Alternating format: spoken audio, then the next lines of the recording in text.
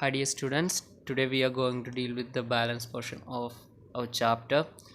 So we can start with the mutiny become a popular rebellion.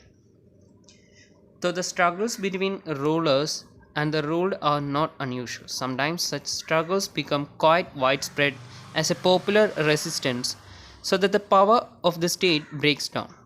A very large number of people begin to believe that they have a common enemy and rise up against the enemy at the same time.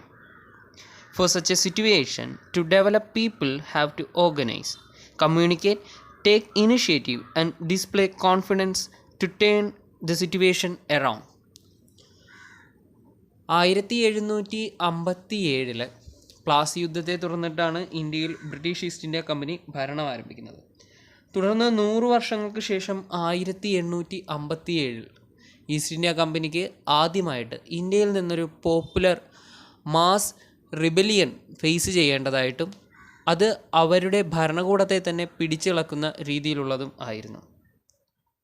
ഇത്തരത്തിലെ 100 വർഷങ്ങൾക്ക് ശേഷം British east India കമ്പനിക്ക് നേരെയുണ്ടായ ഇത്തരത്തിലുള്ള ഈ ഒരു rebellion British ഭരണത്തിനോടുള്ള എതിർപ്പായിട്ടും അത്രയും നാളത്തെ Indian ജനതയുടെ ബ്രിട്ടീഷുകാരോടുള്ള വെറുപ്പിൻ്റെ പ്രതീകമായിട്ടുമാണ് പല ചരിത്രകാരന്മാരും വിശേഷിപ്പിച്ചിരുന്നത്.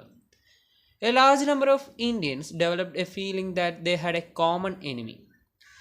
ഇന്ത്യയിലെ ഒട്ടുമിക്ക എല്ലാവരുടെയും മനോഭാവം അവർ ബ്രിട്ടീഷുകാരെ ഒരു പൊതുശത്രുവായി കാണാൻ തുടങ്ങി. അവർക്കെതിരെ 1857 സംഘടിതമായ പ്രക്ഷോഭം നടത്തുകയും ചെയ്തു.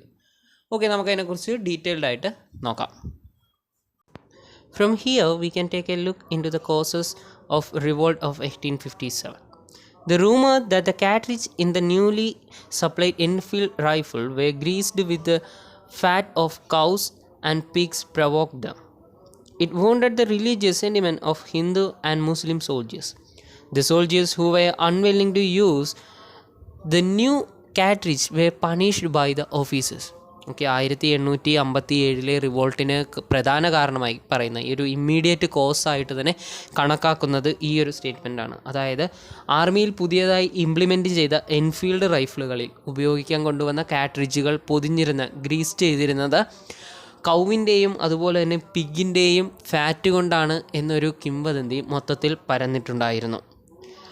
പശു എന്ന് പറയുന്നത് ഹിന്ദുക്കൾക്ക് പുണ്യമൃഗവും മുസ്ലിംസിന് പന്നി ഹറാമും ആയിരുന്നതിനാൽ അവർ ഇത്തരം വെടിയുണ്ടകൾ ഉപയോഗിക്കുവാനായിട്ട് വിസമ്മതിക്കുകയുണ്ടായി.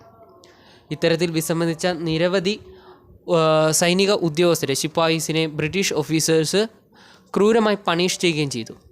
In Barakpur in Bengal, Mangal Pandey, an Indian soldier, shot at British officers who forced him to use the new cartridge. He was arrested and hanged to death. ബാരക്പൂരിൽ ഇത്തരത്തിൽ കാട്രിഡ്ജ് ഉപയോഗിക്കാൻ വേണ്ടി മംഗൾ പാണ്ഡെ എന്ന് പറയുന്ന ഒരു സൈനികനെ നിർബന്ധിച്ച ഓഫീസറിനെ അദ്ദേഹം വെടിവെക്കുകയുണ്ടായി. തുടർന്ന് അദ്ദേഹത്തെ കഴിവിലേറ്റി കൊല്ലുകയാണ് ചെയ്തത്. ഇതാണ് 1857 വാറിന് തുടക്കമായിട്ട് കാണുന്നത്. 85 Sepoys were sentenced to 10-year jail on 9th May 1857. On 10th May, the soldiers mutinied and released the imprisoned Sepoys. They declared a war against Firangis. നേരത്തെ പറഞ്ഞ പോലെ പണിഷ് ചെയ്തപ്പെട്ട ആളുകളെ, ശിപ്പായിസിനെ മോചിപ്പിച്ചുകൊണ്ട് 10th മെയ്യിൽ 1857 first war of independence start ചെയ്യുകയാണ് ഉണ്ടായത്. വിപ്ലവത്തിന് തുടക്കം കുറിച്ച ശിപ്പായിമാർ റെഡ് ഫോർട്ടിൽ ഗ്യാദർ ചെയ്യുകയും തുടർന്ന് ബഹദൂർ ഷാ രണ്ടാമനെ അവരുടെ നേതാവായി പ്രഖ്യാപിക്കുകയും ചെയ്തു. പ്രായാധിക്യം മൂലം ആദ്യമൊക്കെ അദ്ദേഹം വിസമ്മതിച്ചുവെങ്കിലും പിന്നീട് വിപ്ലവത്തിൻ്റെ നേതൃത്വം ഏറ്റെടുക്കുവാൻ അദ്ദേഹം സമ്മതിക്കുകയാണ് ഉണ്ടായത്. He organized various kings and chief rulers of many countries in India to participate in the War of 1857. അദ്ദേഹം രാജ്യത്തിൻ്റെ വിവിധ ഭാഗത്തുള്ള രാജാക്കന്മാരെ അതേപോലെ തന്നെ ഭരണ നേതൃത്വത്തിലുള്ളവരെയും ഓർഗനൈസ് ചെയ്തുകൊണ്ട് ബ്രിട്ടീഷുകാർക്കെതിരെ നടക്കുന്ന പോരാട്ടത്തിൽ പങ്കാളികളാകുവാൻ വേണ്ടിയിട്ട് അവരെ ക്ഷണിക്കുകയുണ്ടായി. ബഹദൂർ ഷാ സഫറിൻ്റെ നേതൃത്വത്തിൽ മ്യൂട്ടിനി നടക്കുകയും അദ്ദേഹം വിജയിച്ച് വീണ്ടും അധികാരത്തിൽ എത്തുകയും ചെയ്യും എന്ന് കരുതിയ നിരവധി നാട്ടുരാജാക്കന്മാരും ഭരണകർത്താക്കളും അദ്ദേഹത്തിൻ്റെ ക്ഷണം സ്വീകരിച്ച് 1857 വിപ്ലവത്തിൽ പങ്കെടുക്കുകയുണ്ടായി.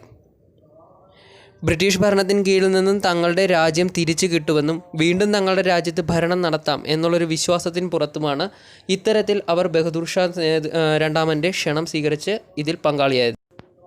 നല്ലൊരു നേതൃത്വത്തെ തന്നെ 1857 വിപ്ലവത്തിന് ഉണ്ടായിരുന്നു. ഡൽഹിയിൽ ബഹദൂർ ഷാ രണ്ടാമനും, ഝാൻസിയിൽ റാണി ലക്ഷ്മിബായിയും, ലക്നൌവിൽ ബീഗം ഹസ്രത് മഹലും, കാൺപൂരിൽ നാനാ സാഹബും താനിയ തോപ്പിയും, ഫൈസാബാദിൽ മൗലവി അഹമ്മദുള്ള ഖാനും വിപ്ലവത്തിന് നേതൃത്വം നൽകി. ബ്രിട്ടീഷുകാരുടെ ഭരണത്തിനെതിരെയുള്ള ശക്തമായ പ്രതിഷേധമായിരുന്നു ഇത്.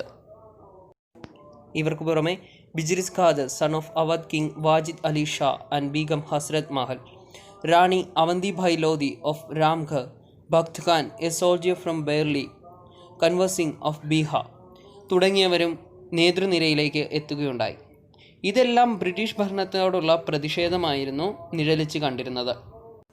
The British were greatly outnumbered by the rebel forces.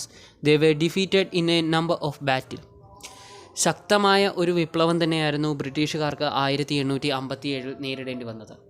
ഇതിനെതിരെ തിരിച്ചടിക്കുവാൻ അവർ ശക്തമായി തീരുമാനിച്ചു. Company brought reinforcement from Britain. Laws were passed to convict rebel easily. Delhi was recaptured by the British in 1857. കമ്പനിയുടെ ഭാഗത്തു നിന്നും ശക്തമായ തിരിച്ചടികളായിരുന്നു വിപ്ലവകാരികൾക്ക് നേരിടേണ്ടി വന്നത്. ശക്തമായ വെല്ലുവിളികൾ തന്നെ വിപ്ലവകാരികളുടെ ഭാഗത്തു നിന്ന് ബ്രിട്ടീഷുകാർക്കുണ്ടായിരുന്നു എന്നുണ്ടെങ്കിലും ബ്രിട്ടീഷിൻ്റെ സൈനിക ശക്തിക്ക് മുന്നിൽ വിപ്ലവകാരികൾ ഒന്നടങ്കം തകർന്നടിയുകയാണ് ഉണ്ടായത്. നമുക്ക് അതിൻ്റെ ആഫ്റ്റർ ഇമ്പാക്റ്റ് എന്താണെന്ന് നോക്കാം. The last Mughal ruler Bahadur Shah and his wife were sent to the prison of Rangoon where the king died in 1862. Delhi പിടിച്ചെടുത്തതിന് ശേഷം മുഗൾ റൂളറായ ബഹദൂർ ഷാ രണ്ടാമനെ റംഗൂണിലേക്ക് നാട് കടത്തുകയും അവിടെ വെച്ച് 1862 അദ്ദേഹം മരണപ്പെടുകയുമാണ് ഉണ്ടായത്. അതുപോലെ തന്നെ 1857 വിപ്ലവം കണ്ടതിൽ വെച്ചും ഏറ്റവും ശക്തമായ വിപ്ലവകാരിയായ റാണി ലക്ഷ്മിബായും 1858 കൊല്ലപ്പെടുകയുണ്ടായി. താനിയ തോപ്പി 1859 മരണപ്പെട്ടു. Finally British to control over lost places. യുദ്ധത്തിന് ഏകദേശം വിരാമമായി. യുദ്ധത്തിൽ നഷ്ടപ്പെട്ടു പോയ ഇന്ത്യയുടെ വിവിധ ഭാഗങ്ങളും അവർ തിരിച്ചുപിടിച്ചു. Try to win back loyalty of landlords by offering them rewards. നഷ്ടപ്പെട്ടു പോയ ലോയാലിറ്റി തിരിച്ചു പിടിക്കുന്നതിന് വേണ്ടിയിട്ട് ലാൻഡ് ലോഡ്സിന് അവർ നിരവധി റിവാർഡുകൾ ഓഫർ ചെയ്യുകയും അതുപോലെ തന്നെ യുദ്ധത്തിൽ പങ്കെടുത്ത രാജാക്കന്മാരെയും റിബൽസിനെയും പിടികൂടിയവരെ ട്രൈ ചെയ്യുകയും അതുപോലെ തന്നെ കഴുമരത്തിലേക്ക് അയക്കുകയുമാണ് ഉണ്ടായത്. Let us look at the aftermath of 1857 revolt. Britishers changed some of their policies. First one, the Act of 1858 passed the power to crown. എന്താ പറഞ്ഞിരിക്കുന്നത്? 1858 ഇന്ത്യയിൽ നിന്നുള്ള അധികാരം ഈസ്റ്റ് ഇന്ത്യ കമ്പനിയിൽ നിന്നും എടുത്തു മാറ്റി പകരം ബ്രിട്ടീഷ് കിരീടത്തിന് കീഴിൽ ബ്രിട്ടീഷ് ഭരണത്തിൻ്റെ കീഴിൽ കൊണ്ടുവരികയും ചെയ്തു. Governor general was now known as viceroy. Governor general എന്നുള്ള പദവിക്ക് പകരം വൈസ്രോയ് എന്നുള്ള പുതിയ പദവി ഇന്ത്യയിൽ നിലവിൽ വന്നു. Third one, the kings were allowed to rule but under the supremacy of Queen of Britain. ഇന്ത്യയിൽ രാജാക്കന്മാർക്ക് ഭരിക്കുവാനുള്ള അധികാരം നൽകി, പക്ഷേ അവർ ബ്രിട്ടനിലെ രാജ്ഞിയുടെ ഭരണത്തിന് കീഴിൽ മാത്രമായിരിക്കും ഇന്ത്യയിൽ ഭരിക്കുക. Ratio of British soldiers increased in the British army. British ആർമിയിലെ സൈനികരുടെ നിരക്ക് വർദ്ധിപ്പിക്കുകയുണ്ടായി. ഇനിയൊരു യുദ്ധമുണ്ടാകുകയാണെങ്കിൽ അതിനെ നേരിടുക എന്നുള്ള ലക്ഷ്യത്തോടു കൂടിയായിരുന്നു ഇത്. Fifth one, Sikh, Gurkhas and Pathans were preferred for the army. Indian സൈന്യത്തിൽ മുസ്ലിംസിനും ഹിന്ദുസിനും പകരമായിട്ട് സിഖുകാരെയും ഗൂർഖാസിനെയും പത്താൻസിനെയും കൂടുതലായിട്ട് പ്രിഫർ ചെയ്യാൻ തുടങ്ങി. Land of Muslim was taken away. Muslims hold ചെയ്തിരുന്ന ലാൻഡ് പ്രോപ്പർട്ടി പലരിൽ നിന്നും പിടിച്ചെടുക്കുവാനായി തുടങ്ങി. കാരണം 1857 വിപ്ലവത്തിന് പ്രധാന കാരണം മുസ്ലിംസായിട്ട് ബ്രിട്ടീഷുകാർ കണക്കാക്കിയിരുന്നു. British started respecting Indian culture. Zamindars were given right over their land. These are the major aftermath of the War of 1857, First War of Independence. In conclusion, the revolt could not succeed completely.